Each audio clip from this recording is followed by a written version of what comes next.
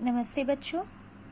आज हम गद्य संकलन गद्य साहित्य सागर का पहला पाठ है काकी, जो कि आज हम पढ़ेंगे। यहाँ एक काकी यहाँ माँ को कहा गया है। बच्चे अपने माँ को किसी भी नाम से पुकार सकते हैं। कोई माता कहता है, कोई माँ कहता है, कोई अम्मा कहता है, कोई काकी कहता है, लेकिन सबके अर्थ एक ही होते हैं, माँ। इस पूरी कहानी का मुख्य पात्र है श्यामू। श्यामू एक अबोध बालक है जिसे यह जानकारी नहीं है कि मृत्यु क्या होता है। यह अपने माँ से बहुत प्रेम करता है और श्यामू को यह नहीं पता है कि उसकी माँ की मृत्यु हो चुकी है, अब वह कभी वापस लौटकर नहीं आ सकती। वैसे भी कहा जाता है कि हम बच्चों को जैसा सिखाते हैं वह वैसा ही सीखते हैं। तो आइए हम पाठ की शुरुआत करते हैं। उस दिन बड़े सवेरे श्यामू की नींद खुली तो उसने देखा कि घर पर कोहराम मचा हुआ है। कोहराम का अर्थ होता है रोना। उस दिन की बात की जा रही है जिस दिन श्यामू के घर में रोना पीटना मचा हुआ है। और श्यामू उस दिन बहुत सवेरे सो के उठ जाता है और अपने घर में कोहराम मचा देखकर वह आश्चर्यचकित होता है। उसकी माँ नीचे से ऊपर तक एक कपड़ा ओढ़े हुए कंबल पर भूमि शयन कर रही है। श्यामू देखता है कि उसकी माँ जमीन पर एक कपड़े को ओढ़ी हुई है और घर के सब लोग उसे घेर कर बैठे बड़े करुण ढंग से विलाप कर रहे हैं। करुण ढंग का अर्थ होता है बच्चों की बहुत ही दयनीय अवस्था में है जो घर के बाकी सदस्य हैं और बहुत रो रहे हैं।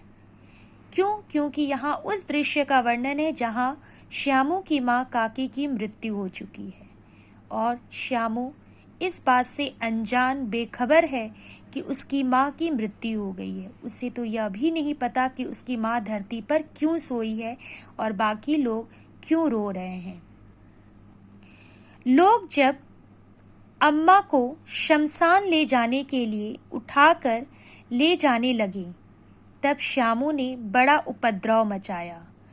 जब लोग श्यामू की माँ को उठाकर शमशान ले जाने के लिए अर्थी उठाते हैं तो श्यामू बहुत रोता है। उपद्रव मतलब बहुत हंगामा करता है कि आप लोग मेरी मम्मी को कहाँ उठाकर ले जा रहे हैं।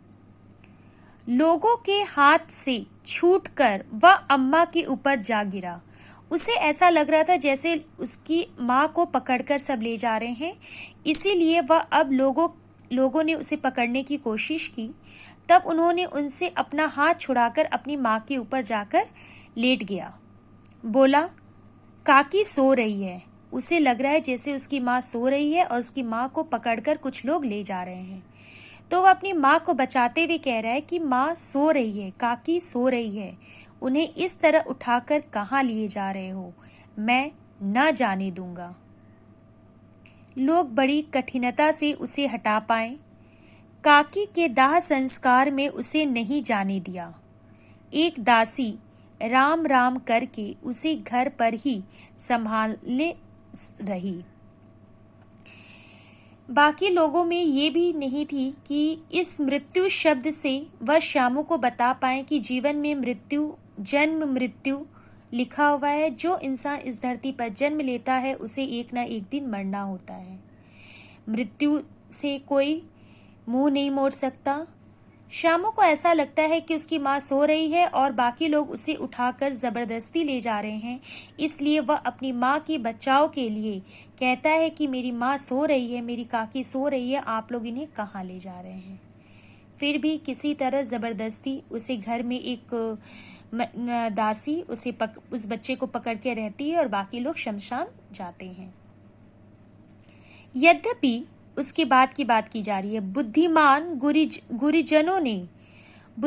गुरुजनों ने उसे विश्वास दिलाया कि उसकी काकी उसके मामा के यहाँ गई है, परंतु असत्य के आवरण में सत्य बहुत समय तक छिपा न रह सका। अब यहाँ पे उसको यह विश्वास दिलाया गया, यहाँ मतलब श्यामू को कुछ बुद्धिमान गुरुजनों ने विश्वास दिलाया, जो बुद्धिमान व्यक्ति थे उन्होंने एक तरकीब निकाली कि किसी न किसी तरह उन्हें तो शमशान ले जाना है। तो उन्होंने अपनी बुद्धि का प्रयोग करके श्यामू को समझाया कि तुम्हारी माँ जो है वो मामा जी के घर जा रही है और वो कुछ दिन में वापस आ जाएगी। बच्चों को अधिकतर बहलाने फुसलाने के लिए मामा नानी का घर का ही उदाहरण दिया जाता है, तो यहाँ भी मामा के घर की बात की जा रही है। लेकिन इस झूठ, हम कहते हैं ना कि झूठ अधिक समय तक नहीं छिप सकता, सच सामने आता ही है। यही हाल यहाँ पे भी हुआ, परंतु असत्य के आवरण में, आवरण का अर्थ होता है उसके बाद, मतलब पर्दा, मतलब सत्य के अंदर असत्य को हम बहुत समय तक नहीं छिपा सकते। आस पास के